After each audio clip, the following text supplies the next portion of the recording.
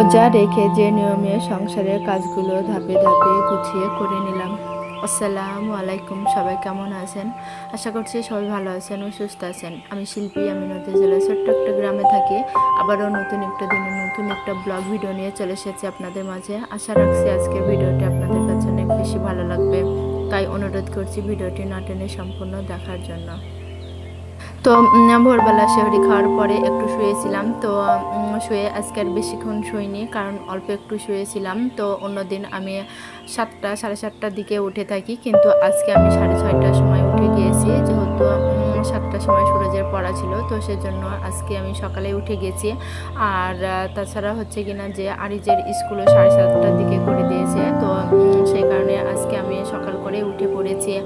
আর উঠে আগে বাসি ঘরটা ঝাঁট দিয়ে নিয়েছি, ওইদিকে সুরজ পড়তে চলে গিয়েছে। তো ওই ঘরটা ঝাঁট দিয়ে চলে এসেছি এই ঘরটা ঝাঁট দিয়ে নিব। আর এ তো যেহেতু নতুন এই ঝাড়ুটা, তো সেই কারণে ঝাড়ুর ভিতর থেকে এই ময়লাগুলো বার হচ্ছে। তো যাই হোক, সেই কারণে ময়লাটা একটু বেশি হয়েছে, না হলে এত ধুলাবালু হয় না। রোজায় থাকি বা অসুস্থ বা যাই হোক না কেন, কোথাও যাই না কেন, তো আমাদেরই সেই সংসারের কাজগুলো করতে হবে।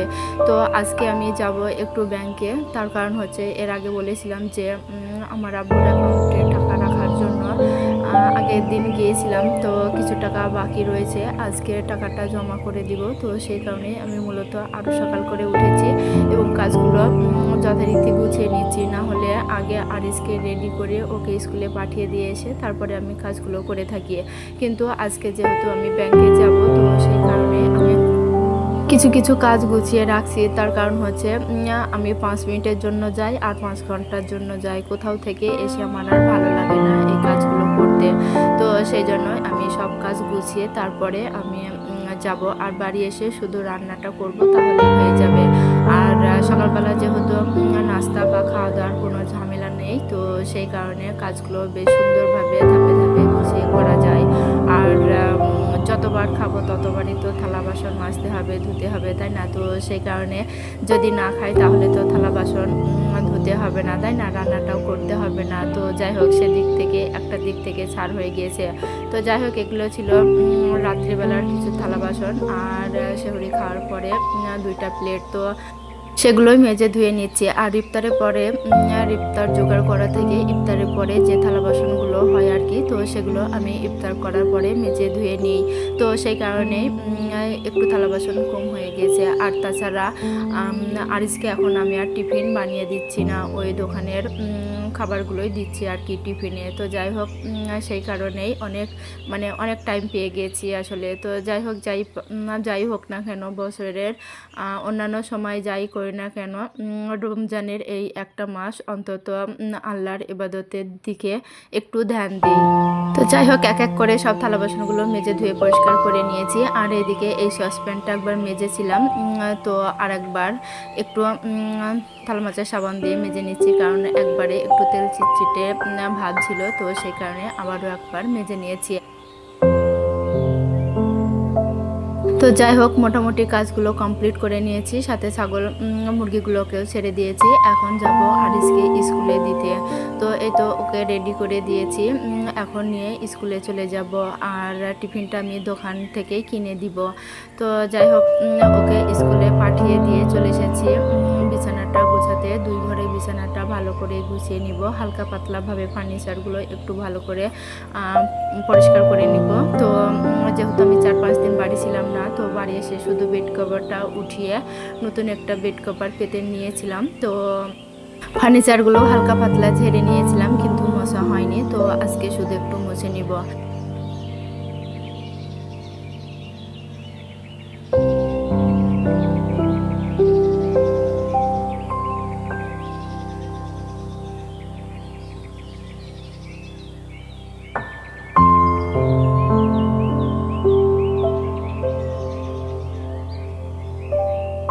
তো বিছানাটা সুন্দর করে গোছানো হয়ে গিয়েছে। এখন আমি ঝাড়ুটা দিয়ে একটু বেড কভারটা ভালো করে ঝেড়ে নিব।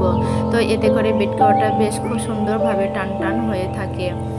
আর ভিডিওর এই পর্যন্ত এসে প্রত্যেক দিনের মতো আবারও বলছি, ভিডিওর এই পর্যন্ত যারা আছেন ভিডিওটিতে একটা লাইক দিয়ে দেবেন, সাবস্ক্রাইব করে পাশে থাকা বেল আইকনটা প্রেস করে রাখবেন, যাতে করে আমি নতুন ভিডিও পাঠানোর সাথে সাথে আপনার ফোনে নোটিফিকেশন চলে যায় আর আপনি আপনার সময় সুযোগ বুঝে ভিডিওগুলো দেখে নেবেন।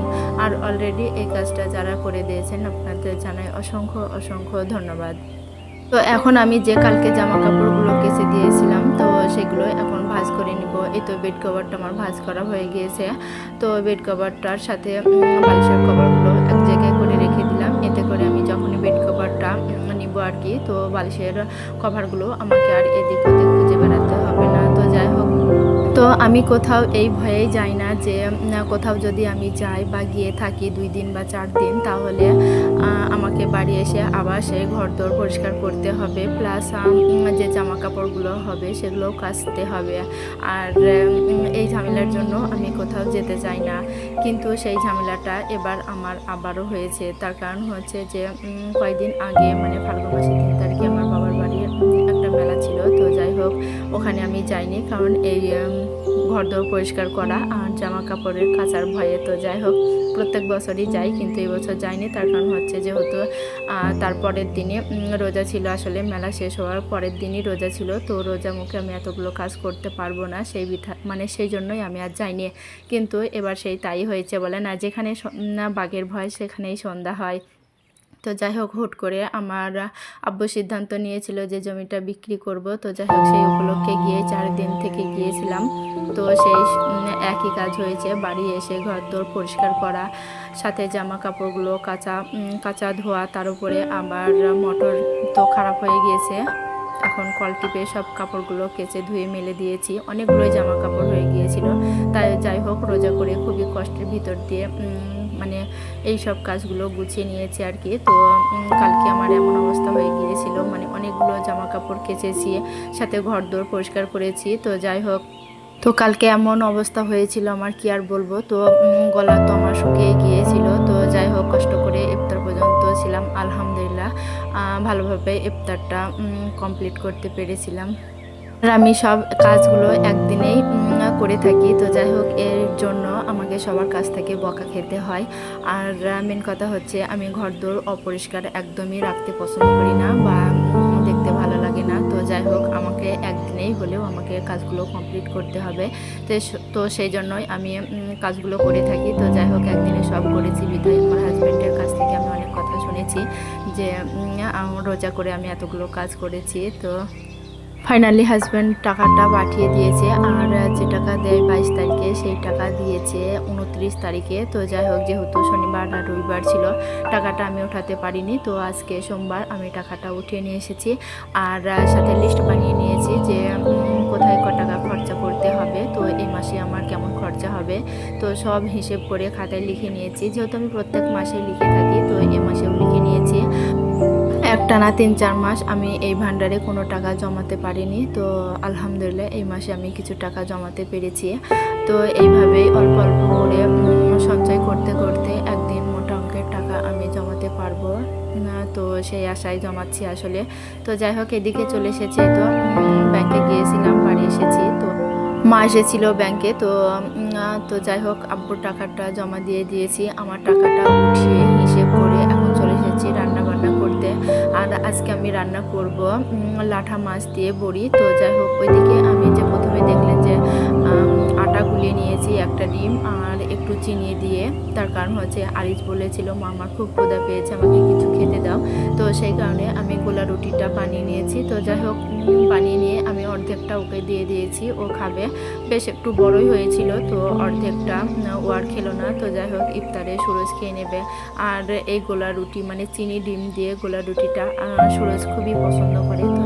তো সেই কারণে একটু বেশি করে গোলা করেছিলাম। তো যাই হোক, আমি আর দুটো বানাইনি, তো একটাই বানিয়েছিলাম। তো যাই হোক, অর্ধেকটা আরিসকে দিয়েছি আর অর্ধেকটা রেখে দিয়েছি। যেহেতু আমি একটু তাড়াতাড়ি করছি, তার কারণ হচ্ছে আমার রান্না করতে দেরি হয়ে গিয়েছে, যেহেতু সুরজ এই মাছগুলো ধরে নিয়ে এসেছিল, কালকে ধরে এনেছিল। তো যেগুলো মারা গিয়েছিল সেগুলো আমি রান্না করেছি, সাথে আমার শাশুড়িকেও একটু দিয়েছিলাম। আর যে কটা জ্যান্ত ছিল সে কটা রেখে দিয়েছিলাম আজকে রান্না করার জন্য। আজকে রান্না করে নিয়েছি। আজকে আমি ইফতার জোগাড় করছি না, তার কারণ হচ্ছে আজকে আমি খেজুর পানি দিয়ে ইফতার করে ভাত খেয়ে নিয়েছি। আর সুরজ গিয়েছিল মক্তবে। আল্লাহ হাফেজ, আসসালামু আলাইকুম।